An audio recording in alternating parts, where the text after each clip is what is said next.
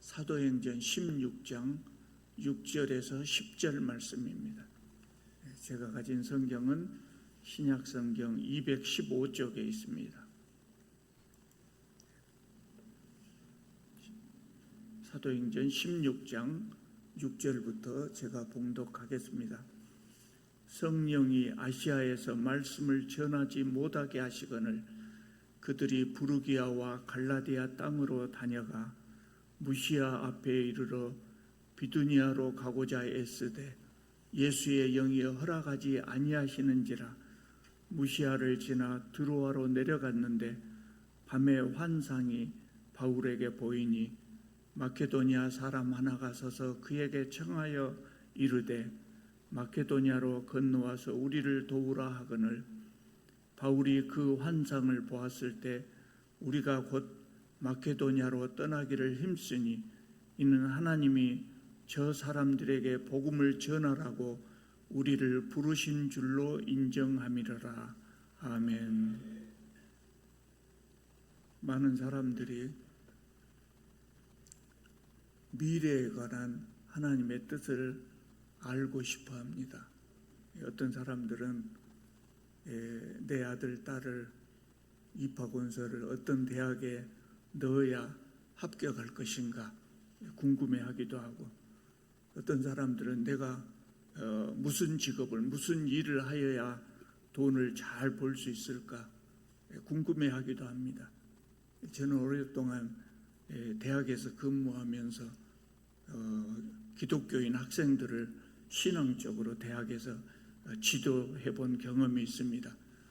그런데 그런 학생들 중에 졸업할 때가 다가오면은요, 정말 신실하게 하나님의 뜻대로 살기를 원하는 그런 학생들이 저한테 와서 상담을 많이 해요. 대부분 학생들이 졸업을 앞두면 그렇게 상담을 합니다. 뭐라고 이야기하면, 제가 어떤 직업을 선택해야 될까요? 이제 졸업하면 직장을 얻어서 가야 되는데 어떤 직업을 선택해야 될까요? 아무 직업이나 선택하면 됩니까? 안 됩니까? 크게 문제될 것은 없어요. 물론 아무 직업이나 선택하면 안 되겠죠. 잘 선택해서 해야 되겠죠. 그런데 뭘 걱정하냐면, 내가 정말 하나님이 원하시고 하나님이 정해 놓으신 그 직업을 선택해야 내가 하나님의 뜻대로 잘 될 수 있지 않겠습니까?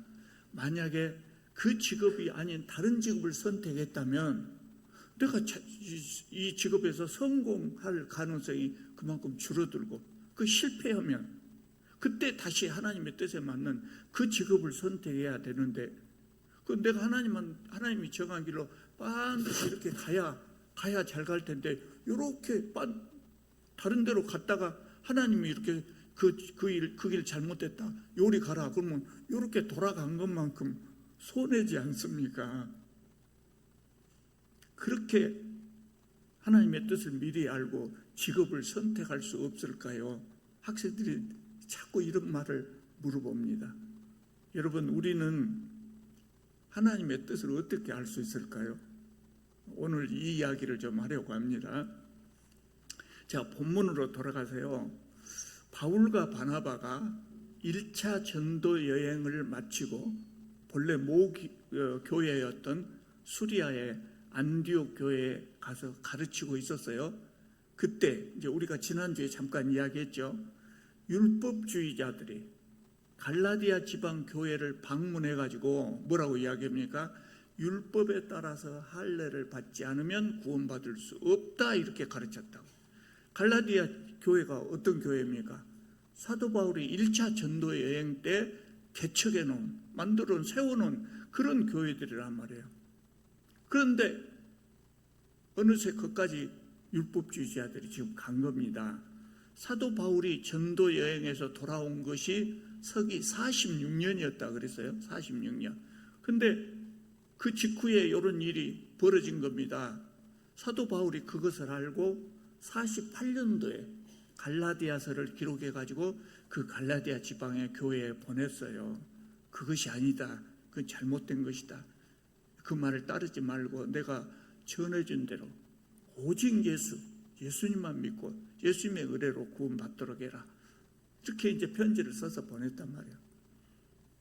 그 후에 사도 바울은 이 교회들이 어떻게 되었을까? 제자리를 다시 잡아서 갔을까? 또 율법주의자들 말에 흔들리지 않았을까? 궁금했지 않겠습니까? 그 다시 방문하고 싶었겠죠. 어떻게 됐는가 한번 궁금해서 방문해보고 싶었겠죠. 잘못됐으면 고쳐주고 싶고. 그래서 오늘 이제 본문은 15장 36절부터 시작합니다. 아까 6장 말씀만 봉독해 드렸는데 오늘 이야기는 15장 36절부터 시작됩니다. 그래서 바울이 이제 바나바에게 말을 해요. 뭐라고 말하냐면 우리가 1차 전도여행 때 다녀왔던 그 교회들, 이제 꽤 오래됐으니까 그 사람들이 신앙생활을 잘하고 있는지 어쩌는지 다시 한번 방문해 보면 어쩌겠습니까? 그렇게 이제 이야기를 합니다. 그러니까 바나바가 그렇게 하자고 그랬습니다. 이제 전도대를 구성해야 되겠죠. 그런데 바나바가 마가 요한을 데리고 가자고 합니다. 마가 요한 누굽니까? 바나바의 조카 또는 사촌, 조카라고 합시다. 바나바의 조카고 나중에 마가복음을 기록한 그 사람입니다. 그 사람을 데리고 가자 그럽니다. 근데 바울이 반대합니다.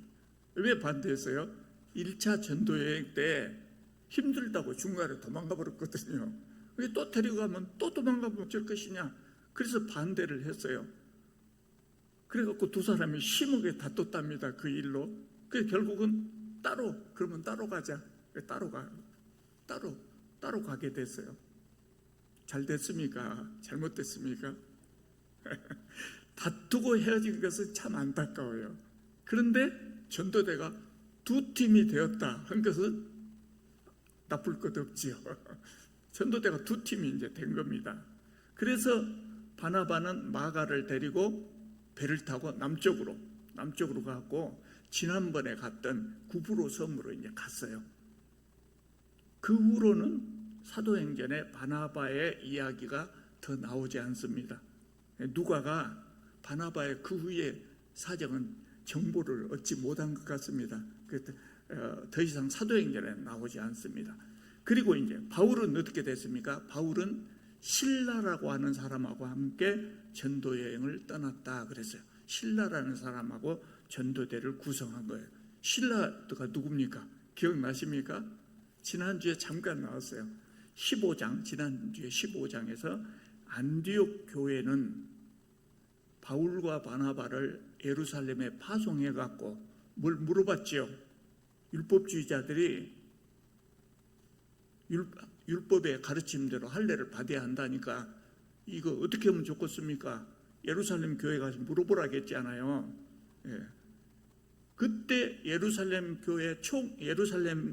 교회에서 총회가 열렸는데 그 총회에서 내린 결론을 편지에 써가지고 가서 전달하라 그랬어요. 그 편지를 가지고 가도록 파송된 사람이 누구냐면 유다와 실라예요. 그 실라입니다. 그 두 사람 중에 한 사람, 요 실라가 바울과 함께 전도대를 구성해서 2차 전도 여행을 떠난 거예요. 바울이 혼자 가지 않고 신라와 함께 전도대를 구성했다고 하는 것은 중요한 의미가 있어요. 무슨 의미가 있겠습니까? 예루살렘 교회도 바울의 이방인 선교에 동참했다는 거예요.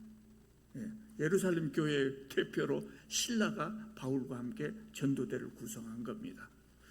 바울과 신라는 어디로 갔냐면 바나바와 달리 육로로 1차 전도여행 때 세웠던 그 교회들을 찾아서 갔어요. 그럼 어디로 가야 돼요? 자, 지난번에 제가 말씀드렸습니다. 터키가 이렇게 손바닥 고구마처럼 이렇게 있어요. 아시아에서 서쪽으로 이렇게 고구마처럼 나요. 근데 여기 안디옥 교회는 요 밑에가 있단 말이에요. 그리고 지난번에 갔던 그 교회들은 이 터키 중간에가 있단 말이에요. 그러니까 여기서부터 출발해서 북쪽으로 올라가 가지고 북쪽으로 올라가서 구부러져서 서북쪽으로 반드시 가면 그 터키 중앙 지점에 1차 전도여행 때 개척했던 그 교회들이 있어요. 그러니까 이 교회들을 1차 전도여행 때 갔던 그 방향하고 이렇게 갔는데 이번에는 거꾸로 이렇게 거꾸로 가는 겁니다. 그렇게 여러 성을 돌아다니면서 복음을 전하고 이전에 세웠던 교회들을 돌아보면서 격려하고 흔들리지 말라고 격려하고 그렇게 했습니다. 그렇게 해서 바울이 더베를 지나서 루스트라 지난번에 개척했던 그 교회에 갔을 때 거기서 디모데를 만났어요. 그래가지고 디모데를 전도대에 합류시켰다 그랬어요. 디모데는 어떤 사람입니까? 디모데의 어머니는 유대인, 아버지는 헬라인, 그런 사람입니다. 이방인이라고 할 수도 있고 유대인이라고 할 수도 있고 그런 사람인데 이 디모데가 1차 전도여행 때 개척했던 그 루스드라 지역, 이고니온 지역에서 기독교인들에게 칭찬받는 사람이었다 그랬어요. 교회 지도자는 성도들에게 칭찬받는 사람을 세우는 거거든요. 칭찬받는 사람이에요. 그래서 사도 바울이 디모데를 선택했고 디모데는 그 후에 바울의 제자가 되어서 바울의 사역을 도왔어요. 디모데가 이제 전도대에 합류해갖고 이제 같이 간 겁니다. 그리고 이제 16장 4절을 보면은요, 여러 성으로 다녀갈 때 예루살렘에 있는 사도와 장로들이 작정한 규례를 그들에게 주어 지키게 하니 그랬어요. 뭐를 줬어요? 예루살렘에 있는 사도와 장로들이 작정한 규례라 그랬어요. 그거 뭔 말입니까? 15장에서 예루살렘 총회에서 정한 것, 그것을 전달해 줬다 그 말입니다. 복음도 전달해 줬지만 이것도 전달해. 그게 뭐예요? 우상의 제물과 음행과 목매어 죽인 것과 피를 멀리하라. 그 말을 전해줬다는 거예요. 그랬더니 뭐라고 되어 있습니까? 성경에. 그랬더니 여러 교회가 믿음이 더욱 굳어지고 성도들의 수가 날마다 더했다. 이렇게 말씀하고 있습니다. 자, 이제 전도대가 지난번에 갔던 곳을 거꾸로 돌아가고 다 갔습니다. 그러면 다 가면 이 끝에가 어디가 나오냐면 비시디아의 안디옥이라고 하는 데가 나옵니다. 지난번에 출발했던 그 지역입니다. 거기 갔는데 성령께서 더 이상 아시아에서 말씀을 전하지 못하게 하셨다 그랬어요. 아시아에서 말씀을 전하지 못하게 했다. 여러분, 아시아가 어디입니까? 지금 우리가 살고 있는 이 대륙이 아시아죠. 그런데 이 성경 시대의 아시아는 터키 지역의 일부만 아시아라 그랬어요. 유럽 사람이 생각할 때, 유럽 사람이 부를 때 터키 지역의 요 일부만을 아시아라고 불렀어요. 그리고 이제 시대가 지나면서 동쪽에 지금 우리가 살고 있는 이 지역을 알게 되니까 이 지역 전체를 아시아라고 그랬어요. 그런데 성경 시대에는 터키의 일부만 아시아라고 했어요. 그러니까 아시아에서 그렇게 지금의 자꾸 터키 겁니다. 튀르키예라고 합니다. 요새 튀르키예에서 말씀을 전하지 못하게 하니까 바울 일행이 어디로 갔냐면 무시아라고 하는 데로 갔다 그래요. 그 무시아는 또 어디냐? 지명이 여기저기 나오니까 헷갈리죠. 몰라도 괜찮습니다. 잊어버려도. 터키 중심부에 있다가 이 아시아 지역에서 말씀을 더 이상 전하지 못하게 하니까 쭉 서북쪽으로 쭉 간 것이 그 터키 끝에, 서북쪽 끝에가 무시아라고 하는 데예요. 그런데 거기 가서도 애를 쓰는데 성령께서 허락하지, 복음을 전하라고 애를 쓰시는데 허락하지 않는단 말이에요. 거기서 동쪽으로, 그 무시아에서 동쪽으로 가려고 하는데 허락하지 않아요. 그래서 서쪽으로, 서남쪽으로 내려갔다 그랬어요. 들어오라고 하는데 내려갔습니다. 네. 성령께서 허락하지 않으셨다. 무슨 의미일까요? 성령께서 허락하지 않으셔서 동쪽으로 가려고 하는데 허락하지 않으시니까 서쪽으로 갔다. 성령께서 허락하지 않으셨다는 것은 구체적으로 어떻게 하셨는가 성경에는 설명이 없어요. 그런데 애를 썼으나 성령께서 허락하지 않으셨다. 애를 썼으나 성령께서 허락하지 않으셨다. 이 말로 추정해 볼 때 이렇게 하려고 하는데 뭔가 앞길을 자꾸 막았던 것 같아요. 근데 그날 밤에 바울이 환상을 봅니다. 환상을 보는데 마케도니아 사람이 저 앞에 서서 바울에게 말을 해요. 뭐라고 말하냐면 마케도니아로 건너와서 우리를 도와주시오. 그렇게 말을 해요. 마케도니아로 건너오란 말은 뭔 말입니까? 튀르키예 반도는 아시아 끝이에요. 마케도니아는 여기서 북쪽으로 바다를 건너가야 돼요. 바다를 건너가면 여기 유럽 지역 마케도니아가 있어요. 마케도니아로 건너와서 우리를 도와주시오. 이런 환상을 봤단 말이에요.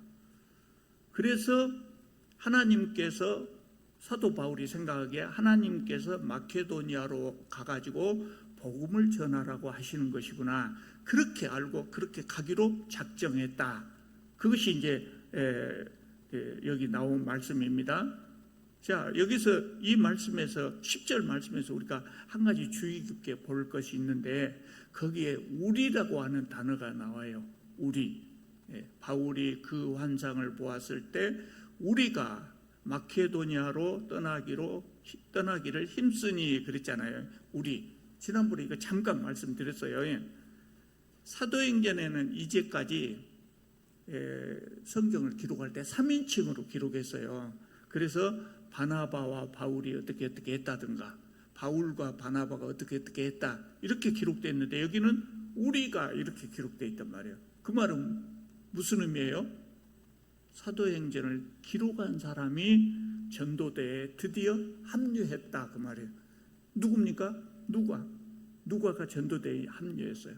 그래서 누가는 그 후에 바울의 전도대에 합류해갖고 사도행전 28장까지 나머지 대부분의 사건에 참여를 합니다. 증인이 됩니다. 누가가 바울과 함께 전도여행을 다니면서 보고 기록한 요 부분, 오늘 16장 10절부터 그 이후에 나온 이 부분을 사도행전에서 이 부분을 소위 동행기사라고 말을 합니다. 뭐냐면 누가가 바울과 동행하면서 이 이야기를 기록했다. 그런 의미입니다. 근데 이것이 중요한 의미를 가져요. 옛날에 성경을 기록할 때요. 지금은 이렇게 책을 쓰잖아요. 책을 쓰면 책 쓴 사람 이름을 다 기록을 해요. 누가 썼다고 다 기록을 해요. 근데 옛날에 성경 쓸 때는 누구라고 기록을 안 해요. 그러니까 뭐를 알아요? 누가 썼는가? 그래서 저자를 찾아가지요. 후대 사람들이. 이 사도행전과 누가 복음을 기록한 사람이 누구냐? 이 저자를 확실하게 확인할 수 있는 부분이 바로 이 동행기사다 그 말입니다. 여러분 성경은 처음부터 마태복음을 쓰면서 나 지금 성경을 쓴다 이렇게 쓴 것이 아니에요. 우리 신앙에 도움이 되게 하기 위해서 글을 써놨단 말이에요. 그래서 성경과 비슷한 것이 많이 있어요. 신약 성경은 27권만 있지만 요 27권과 비슷한 책들이 많이 있어요. 근데 그 중에서 정말 성경다운 것만 골라낸 것이 27권이다 그 말이에요. 그 중에 누가복음과 사도행전이 포함됐잖아요. 누가복음과 사도행전이 성경으로 선택되게 한 가장 중요한 이유가 뭐냐면 성경을 선택할 때 첫 번째로 중요한 것이 누가 썼냐요. 누가 써야 돼요? 사도가 썼으면 성경으로 받아줘요. 두 번째는 사도가 직접 안 썼어도 사도들이 인정하면 그 성경으로 받아들여져요. 근데 누가복음을 기록한 누가는 사도가 아니잖아요. 그리고 유대인도 아니고 헬라인이에요. 근데 이것이 성경으로 받아들여지겠습니까? 안 들여지겠습니까? 얼른 보면 받아들여질 수 없죠. 그런데 여기 오늘 읽은 이 16장 10절부터 누가가 사도 바울의 전도대에 참여하면서 동행을 했다고 말이에요. 그래서 오랫동안 사도 바울과 긴밀한 관계를 맺고 있었다고요. 그래서 누가가 기록한 사도행전과 누가복음을 정경으로 받아준 거예요. 누가복음하고 사도행전이 바로 이 동행 기사 때문에 사도성을 인정받았다는 것이에요. 자, 이제 오늘 제가 말씀드리려고 했던 이제 가장 중요한 이야기를 하겠습니다. 바울이 복음을 전하려고 했을 때 오늘 본문 안에만 두 번이나 성령께서 막으셨다. 그래서 성령께서 막으셨다. 그런가 하면은 하나님께서 환상을 보여주셔서 마케도니아에 가서 전도하게 하셨다. 이런 이야기가 나와요. 그래서 이 본문과 같은 이런 것들을 보고 사람들이 많이 착각을 합니다. 어떻게 착각을 하냐면 하나님께서 환상이나 꿈이나 환상을 통해서 하나님의 뜻을 보여주기 때문에 나에게도 하나님께서 그렇게 보여주시겠지, 나에게도 나를 향한 하나님의 뜻을 꿈이나 환상을 통해서 보여주시겠지, 이렇게 생각을 한다고 말입니다. 그러니까 기도할 때마다 내가 생각하는 일에 대한 하나님의 뜻이 궁금할 때마다 하나님, 꿈을 통해서 환상을 통해서 보여주십시오, 이렇게 마음에 기도를 하기도 하고 마음의 소원을 갖기도 한다. 하나님께서 꿈을 통해서 환상을 통해서 나에게 보여주시면 좋겠다, 그렇게 생각을 한다고 말입니다. 그렇지 않아도 사람들은 누구나 자신의 미래에 대해서 알고 싶어 하잖아요. 또 신비로운 거 좋아하잖아요. 그런데 성경에 이런 것들이 여러 번 나오기 때문에, 구약에도 나오고 신약에도 많이 나오기 때문에 정말로 하나님께서 그런 방법으로 우리에게 하나님의 뜻을 전해주시구나, 그렇게 생각하고 그런 방법으로 통해서 하나님의 뜻을 알려고 하는 사람들이 생기는 겁니다. 여러분, 하나님이 하나님의 뜻을 우리에게 어떻게 보여주십니까? 환상과 같은 초자연적인 방법만을 통해서, 초자연적인 방법을 통해서만 하나님의 뜻을 우리에게 보여주십니까? 하나님께서는 하나님의 뜻을 과연 어떻게 우리에게 보여주실까요? 그 전에 우리가 먼저 확인해야 될 것이 있어요. 확인해야 될 거 뭐냐? 일반적인 경우입니다. 하나님께서는 우리가 미래를 알고 살기를 원하실까요? 아니면 우리가 미래를 모르고 살기를 원하실까요? 모르고 살기를 원하시겠죠. 모르고 살기를 원하십니다. 왜 그러실까요?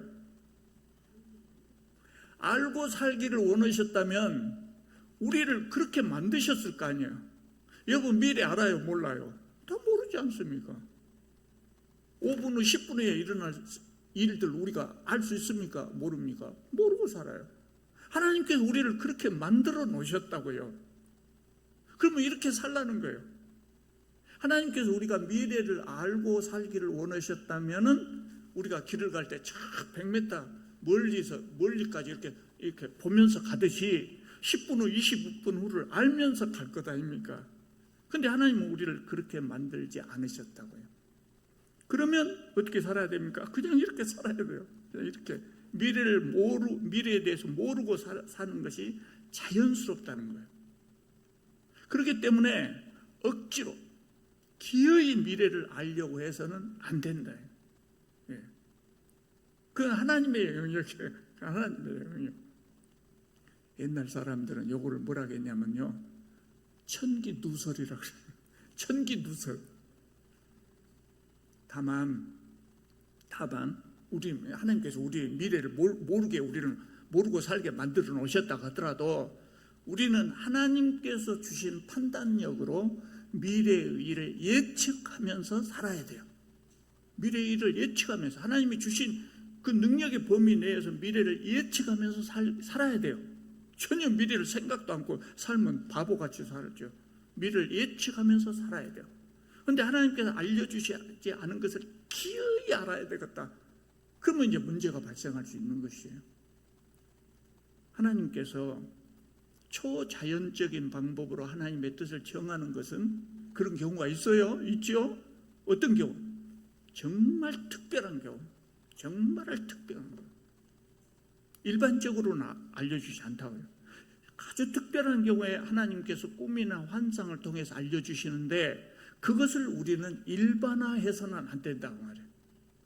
그렇기 때문에 나는 항상 꿈이나 환상을 통해서 하나님의 뜻을 알아야 되겠다 이렇게 생각하면 안 된다고. 성경이 그런 특별한 경우를 많이 기록해 놨어요. 많이 기록해 놨기 때문에 사람들은 성경을 읽으면서 자주 그것을 보니까 이것이 일반적인 것으로 착각할 수 있다고요. 그 결코 일반적인 현상이 아니에요. 우리는 하나님의 뜻을 정확하게 알 수 없습니다. 그런데 추측할 수는 있죠. 추측할 수는 있죠. 하나님이 주신 판단력으로 우리는 추측하면서 사는 거예요. 그것에 하나님이 우리에게 주신 그것을 하나님의 뜻을 추측하는 데 도움이 되는 방법을 제가 몇 가지를 이야기해 드리려고 그래요. 너무 시시하다 그러지 말고 들어보십시오. 하나님의 뜻을 아는 방법 첫째, 부도덕한 것은 당연히 하나님의 뜻이 아닙니다. 맞죠? 목적이 아무리 좋다고 할지라도 부도덕인 방법을 사용하는 것은 하나님의 뜻이 아니다. 예배당을 멋지게 지으려고 건축법을 위반하면 됩니까? 안 됩니까? 안 되죠. 그런데 어떤 목사님, 제가 좋아하는 목사님이 있어요. 훌륭한 목사님입니다. 근데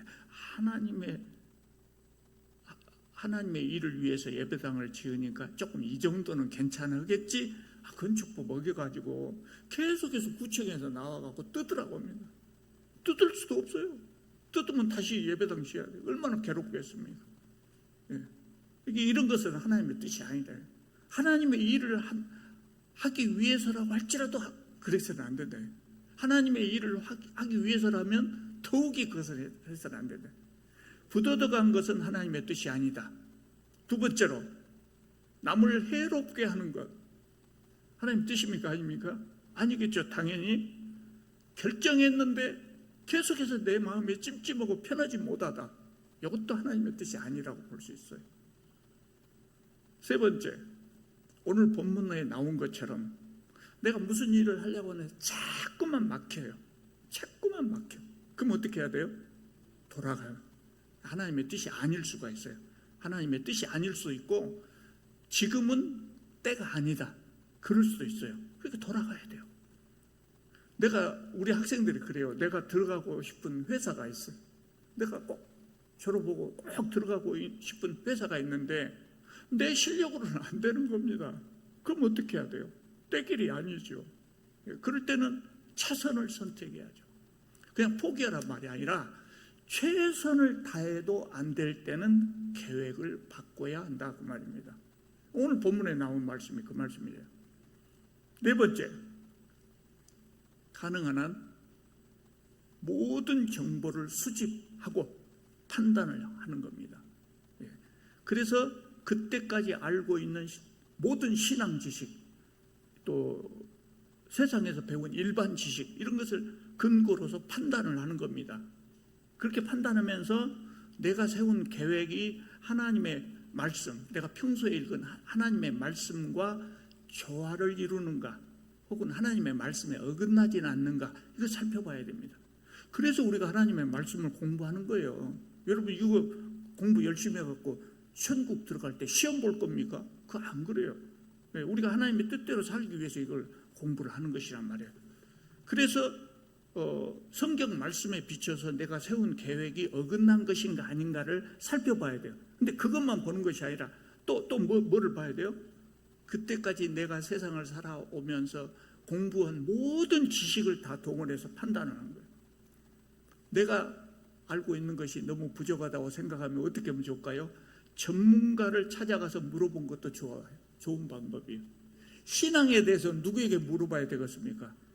목사에게 물어보든지 장로님들에게, 신앙의 선배들에게 물어보든지 그렇게 물어보는 거예요. 일반 지식에 대해서는 누구에게 물어봐야 되겠습니까? 내가 부동산을 하나 사야 되겠다. 그러면 누구에게 물어봐야 되겠습니까? 꿈으로 환상으로 하나님 말씀해 주십시오. 그러지 말고 누구에게 가야 돼요? 박고사님한테 가서 공인중개사에게 가서 물어보는 것이 그 하나님의 뜻을 아는 좋은 방법이에요. 모든 지식을 종합해서 하나님 주신 능력으로 판단하는 거예요. 최선을 다해서 결정을 했으면 이것이 옳은 길이다라는 확신을 가지고 행하십니다. 그게 5번째. 내가 알고 있는 최선의 방법을 동원해 갖고 이렇게 하자 판단했으면 그냥 확신 가지고 하시라고요. 이거 아니면 어쩔까 주저하지 말고. 왜 그러냐면 6번째입니다. 만약에 그것이 잘못된 것이라면, 내가 최선을 다해서 결정했는데 이것이 잘못된 것이라면 어떻게 될까요? 하나님이 고쳐주십니다. 하나님이 고쳐주셔. 그렇게 오늘 본문에 그거 나오잖아요. 이쪽으로 무시아에서 동쪽으로 가려고 하는데 자꾸 길이 막히는 거예요. 그러니까 하나님이 수정해 주시는 거예요. 자꾸 가지 마라. 그래서 서쪽으로 가십니다. 서쪽으로는 안 돼요. 그렇게 하나님께서는 우리 계획이 잘못된 것이라면 수정해 주신다고요. 그러면 내가 요리 가야 되는데 요리 갔다가 하나님이 수정해 주시면 요거 돌아간 것만큼 손해 아니냐? 손해일까요? 저는 그런 생각이 들어요. 내가 요리 가야 될 것을 최선을 다해서 결정했는데 요리 간 것이 잘못돼 가지고 이렇게 돌아갔다. 요리 갔더니 하나님 고쳐주셔서 돌아갔다. 그러면 이게 손해가 아니라 저는 그렇게 생각해요. 하나님께서 이쪽으로 돌아가면서 얻은 그 경험, 잘못된 그 경험까지 활용해서 내가 하고자 하는 일을 더 잘 갈 수 있게 해 주실 것이다. 저는 그렇게 확신을 해요. 하나님께서는 우리에게 꿈이나 환상을 통해서 하나님의 뜻을 알려주실 때가 있습니다. 그러면 우리는 감사하게 받고 순종해야 됩니다. 그러나 일반적인 경우에는 하나님은 꿈이나 환상을 통해서 하나님의 뜻을 알려주시지 않습니다. 그 대신에 미래를 다 아는 예지 능력을 우리에게 주시지 않은 대신에 하나님께서 우리에게 주신 것이 있어요. 뭘 주셨을까요? 이성을 주셨어요. 저는 하나님께서 우리에게 주신 선물 중에 최고로 좋은 선물이 제가 느끼기에는 이성이라고 생각해요. 하나님 이렇게 좋은 것을 우리에게 주셨는가 몰라. 동물들은 그런 것이 없는 것 같아요. 이성을 주셨어요. 이성으로 판단하면 됩니다. 어떤 사람은요, 신앙이 잘못된 사람은 뭐라고 하냐면 꿈이나 환상을 통해서 하나님의 뜻을 알려고 하는 이것을 영적이라고 생각하고 이성을 통해서 올바른 이성을 통해서 모든 정보를 식별해 갖고 판단하는 것은 세속적이라고 생각하는 사람이 있어요. 아니요. 이성을 누가 줬어요?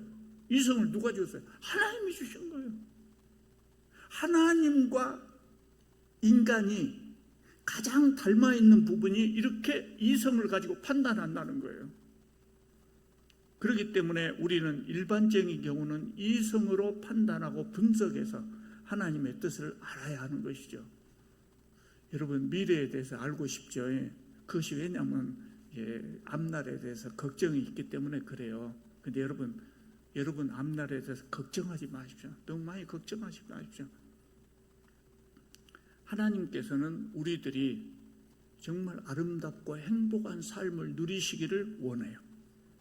그게 하나님의 뜻이에요. 우리가 아름답고 행복한 삶을 사는 것이 하나님의 뜻이에요. 그러니까 우리가 걱정하지 마시라고요. 그래서 우리가 그런 삶을 누리기를 원하시기 때문에 하나님은 늘 우리를 좋은 길로 인도하시는 거예요. 우리가 성령의 말씀에 민감하지 못해서 그것을 느끼지 못하지 하나님은 늘 우리를 좋은 길로 인도하신다고요. 그러니까 너무 미래에 대해서 걱정하지 마시오. 근데 제가 그전에도 한번 말씀드린 적이 있습니다만 하나님을 믿는 하나님의 자녀들의 삶은 해피엔딩의 드라마예요. 해피엔딩으로 가게 딱 되어 있어요. 그러니까 너무 걱정하지 마시고 하나님께 맡기고 하나님께서 주신 능력으로 하나님의 뜻을 잘 헤아리셔 정말 하나님의 뜻대로 우리가 행복하고 아름다운 신앙생활을 잘 할 수 있기를 바랍니다. 기도드리겠습니다.